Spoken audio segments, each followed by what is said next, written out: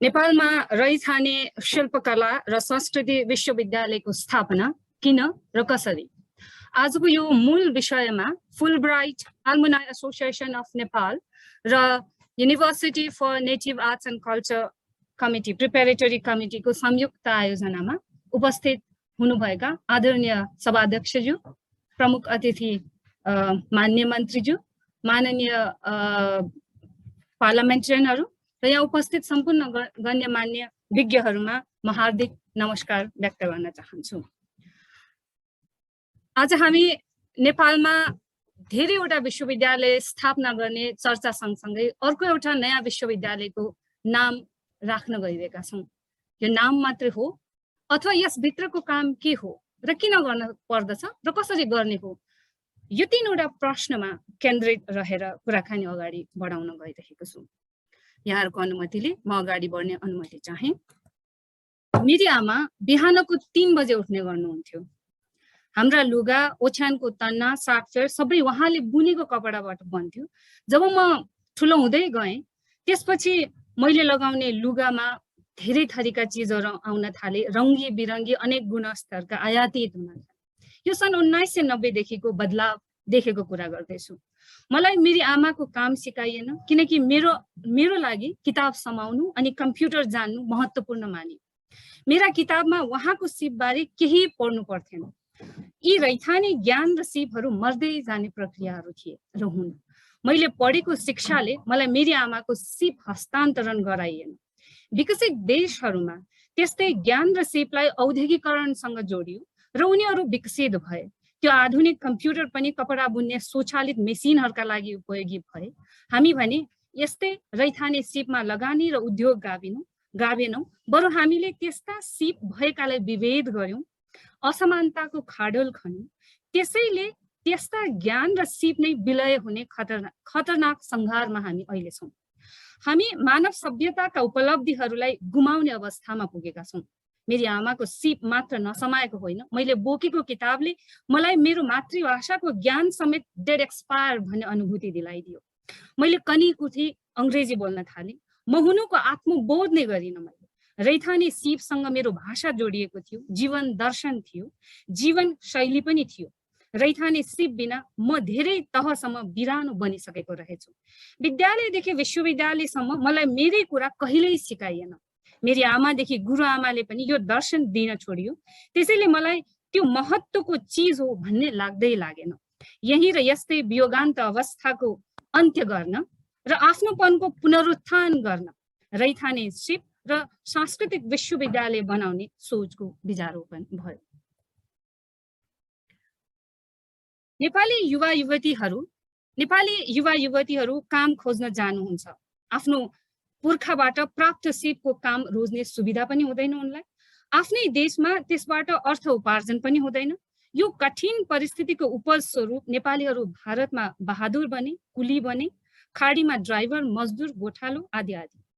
Doctor Anita भट्टराईको लेखमा भनेअनुसार नेपाली 35 लाख विदेशमा काम गर्छन्। डाक्टर केशव बस्यालको लेख labour market outcomes and skill endowment of Nepali migrant workers in India cases of Uttar Pradesh and Delhi 2020 मा प्रकाशित लेखको निचोडमा लेखिएको छ, नेपाली मजदुरहरूको निम्न स्तरको शैक्षिक अवस्था र सिपको अभावका कारण राम्रो काम पाउन नसकेका हुन्। दिल्लीमा बस्ने नेपाली मजदुरहरू पनि गुजारामुखी काममा नै मात्र सीमित छन्, गुणस्तरीय जीवनी पाउन सकेका छैनन्।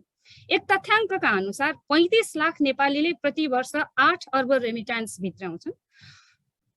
त्यस्तै 3500 किवाली डाक्टरहरूले प्रति वर्ष 11 अर्ब रेमिट्यान्स भित्राउँछन् आफ्नो देशमा। 1000 नेपाली र 1 किवालीको आय लगभग एउटै हुन आउँछ।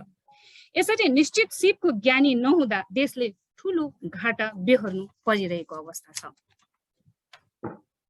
अर्को तथ्याङ्कले हामीलाई आश्चर्यमा पार्दछ। जोसँग रैथाने सिप कला कौशल छ उही समुदाय मानव विकासमा पछाडि परेको छ नेपालमा। यो विडम्बना किन र यो व्यथिति किन, मनन गरौँ एकचोटि।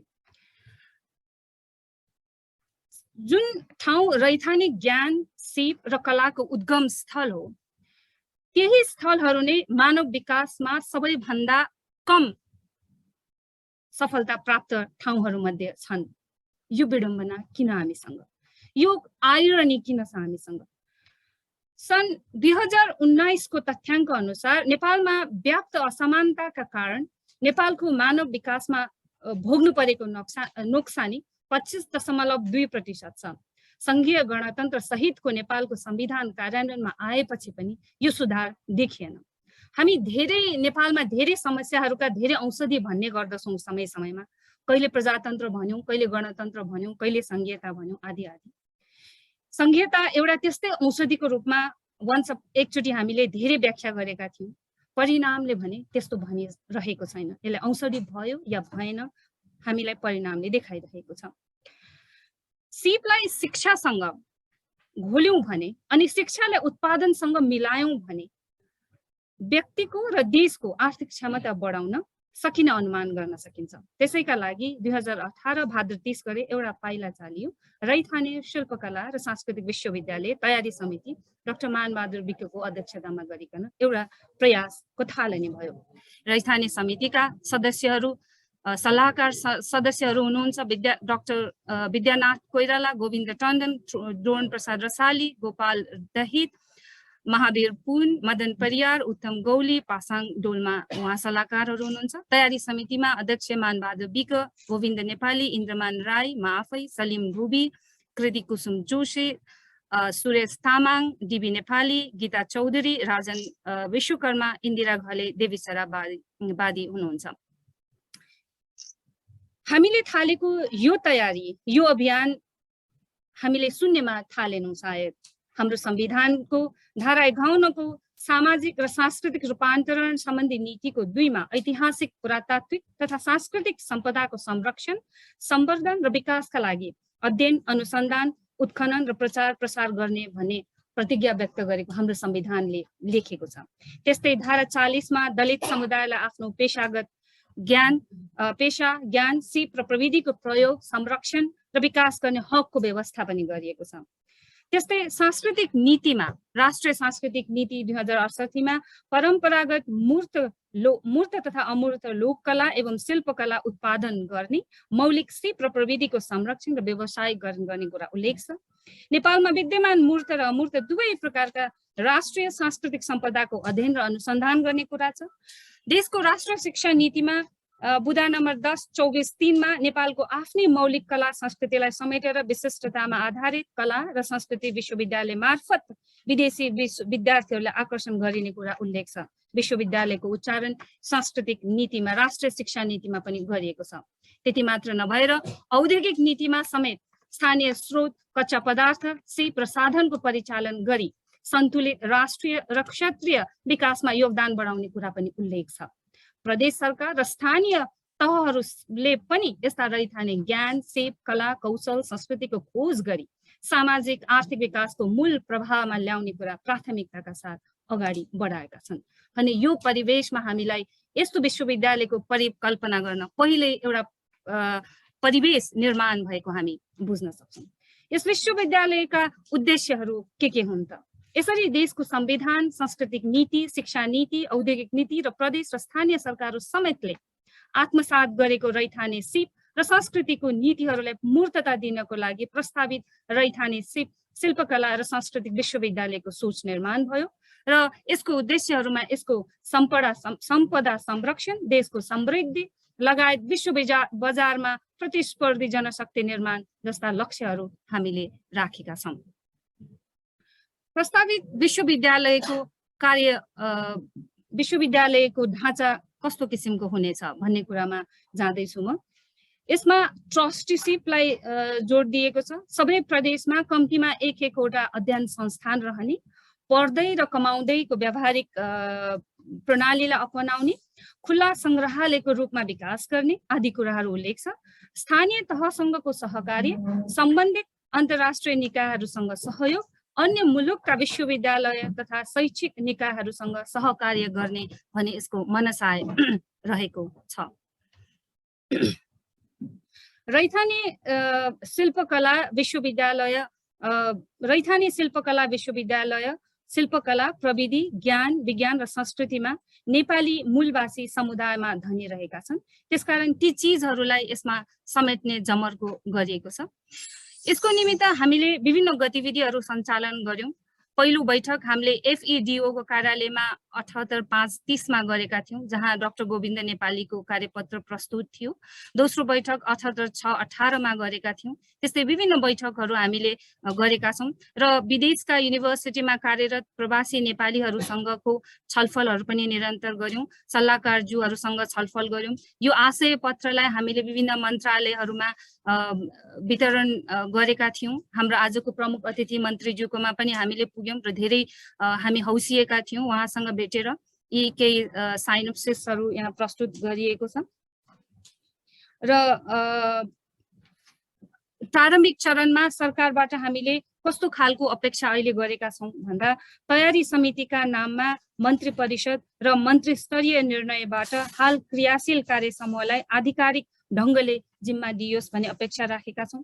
विश्वव्यापी रूपमा स्थापित प्रणाली र खाकाको अध्ययन गरी सम्भाव्य स्थान र स्रोत र मोडालिटीको तय गर्ने सोचेका छौं हामीले।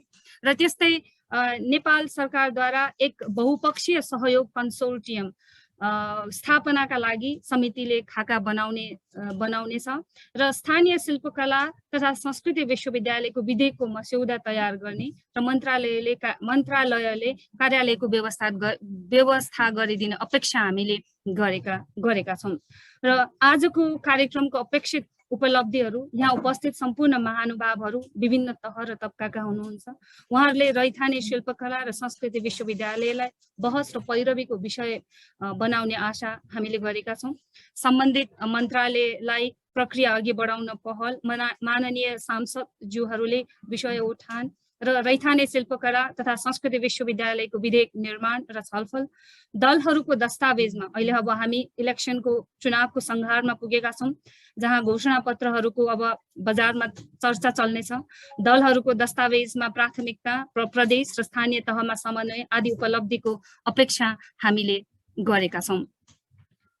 यसरी प्रस्तावित विश्वविद्यालय हिमाल, पहाड र तराई मधेसमा रहेका विभिन्न जात जाति र समुदायहरूको रैथाने सिप, मौलिक ज्ञान र संस्कृतिको सम्वर्धन गरी नेपालको मौलिक पहिचानलाई अन्तर्राष्ट्रिय रूपमा अभिवृद्धि गर्दै मुलुकलाई मानवीय नैतिक मूल्य मान्यता सहित समृद्धि र आत्मनिर्भर बनाउने महत्त्वपूर्ण शैक्षिक संस्था हुनेछ भनेर हामीले अपेक्षा राखेका छौं।